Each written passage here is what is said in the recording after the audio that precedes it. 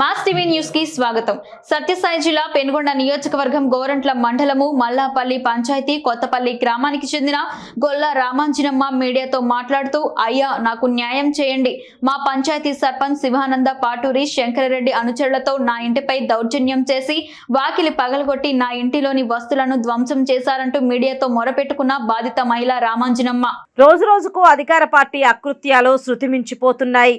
ఈ క్రమంలో శ్రీ సత్యసాయి జిల్లా గోరంట్ల గ్రామంలో అధికార పార్టీకి చెందిన నాయకులు తాగుడుకు బానిసైన ఓ వ్యక్తి నుండి అక్రమంగా ఇంటిని రాయించుకుని ఇంట్లోని సామాన్లు బయటికి వేసిన సంఘటన చోటు చేసుకుంది. దిక్కుతోచని స్థితిలో అధికార పార్టీ నాయకులకు అడ్డుకోలేక పోలీసులను ఆశ్రయించింది. నా భర్త లేడు, నాకు ఒక కూతురు ఉంది. హోటల్లో కూలి పని చేసుకుంటూ నా జీవనం సాగిస్తున్నాను. నేను 20 సంవత్సరాల నుండి ఆ ఇంటిలోనే కాపురం ఉంటున్నా. మా అమ్మ నాకు నా పేరు మీద ఆ ఇల్లు రాసిచ్చింది అంటూ భావోద్వేగానికి లోనై మీడియాతో వివరించింది. 5 రోజుల క్రితం పాటూరి శంకర్ రెడ్డి నా ఇంటి వద్దకు వచ్చి ఇల్లు ఖాళీ చేయి, లేదంటే నీ అంతు చూస్తానని బెదిరించారని ఆమె వాపోయారు. అయ్యా సిఐ, నాకు న్యాయం చేయండి అంటున్న బాధిత రామాంజనమ్మ. శంకర్ రెడ్డి శివానంద వాళ్ళిద్దరూ కలిపి మా ఇల్లు రాపించుకొని మా ఇన్నతో దొంగ సంతకాలు పెట్టించుకొని నేను మీకు అండగా ఉన్నాను, బయటకు నూకండి, పంపించేయండి, వాళ్ళందరినీ కల్పన చేసినాడు.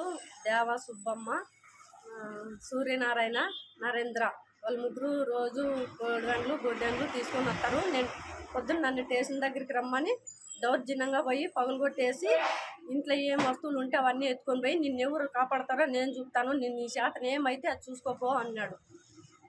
శంకర్ రెడ్డి 5 రోజులు ఖాళీ చేయి, లేకుంటే నీ ఎంత చూద్దాము, నీ శాతం ఏమైతే అది చూసుకో, మేము ఇడుసు మా ఇల్లు అన్నాడు. నాకెవరు లేరు, కానీ దేవుడే దిక్కని, నాకే దేవుడు ఉంటాడు, నా వైపు దేవుడు ఉంటాడని దేవుడిని నమ్ముకొని ఉన్నాను. ఈరోజు స్టేషన్ దగ్గరికి రమ్మంటే పోలీసు వాళ్ళు వస్తే అతను న్యాయంగా మాట్లాడతారు, ఈ తాకు వచ్చేటట్టుకి అన్యాయంగా మాట్లాడుతున్నారు. నాకు న్యాయం అయితే చేయలేదు. నా ఇల్లు నాకు కాళ్ళ, నాకు ఏం స్థలాలు ఇచ్చినా నాకు వద్దు. మా అమ్మ సంపాదించిండేదే నాకు లేదు. వేరే అది వాళ్ళు ఇస్తే మాత్రం ఉండిస్తారా నాతో ఉన్నీరు. నాకు నా ఇల్లు కాళ్ళ, నాకు న్యాయం చేయండి అంతే. నేను మా అమ్మని మా నాన్న సాకిండేది నేను, దినాలు చేపించిండేది నేను. నాకు 30 ఏళ్ళు అయింది జైలు పోయి మా అన్నయ్య. మా అన్నయ్యతో సంతకం పెట్టించుకుంటే ఆపిదేట్లు జరుగుతుంది, మాకు సంతకం ఉండదా? ఆపితోనే సంతకం పెట్టించుకుంటే మాతోనే అడిగి పెట్టించుకోవచ్చు కదా. మాతో అడగలేదు, దొంగగా పెట్టించుకున్నారు. ఇప్పుడు తాటి దొంగగా పెట్టించుకున్నారు.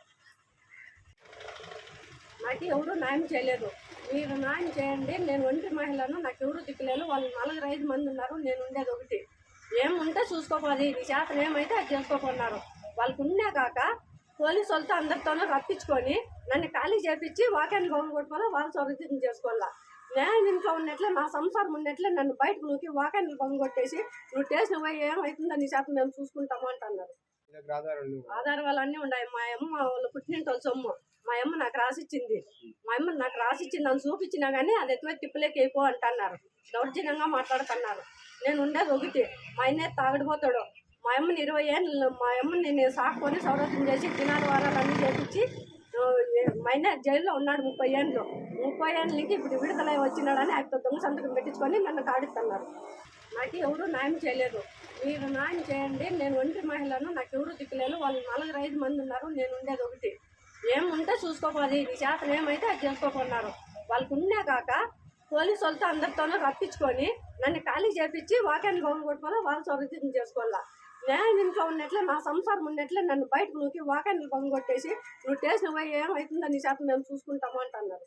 సార్లు ఫోన్ చేసినాము, వాళ్ళు రెస్పాన్స్ ఇవ్వలేదు. మాకు ఆడిపోతే నా సహాయం మాట్లాడతారు, పోలీస్ స్టేషన్ దగ్గరికి వస్తే నా మారిపోతారు. నన్ను ఎవరు కాపాడే వాళ్ళే లేరు.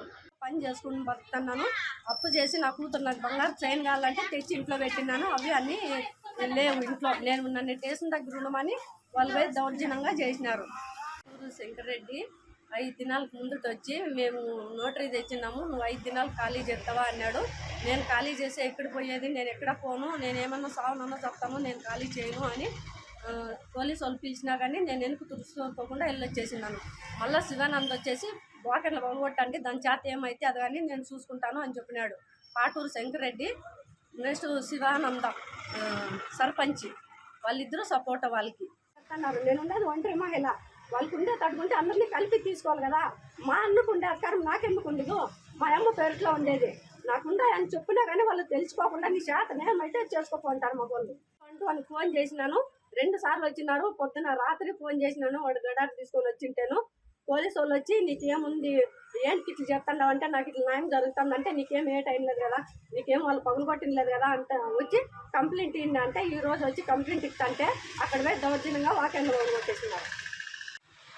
121కి 2 సార్లు ఫోన్ చేసినాను. అయ్యా సిఐ గారు, నా కళ్ళు మీరన్నా ఒకసారి కళ్ళు తిరగండి, నన్ను కాపాడండి, నేను ఒంటరి మహిళని, నాకు ఎవరు దిక్కులేరు, వాళ్ళు చాలా మంది ఉన్నారు, నేను ఉన్నది ఒకటి.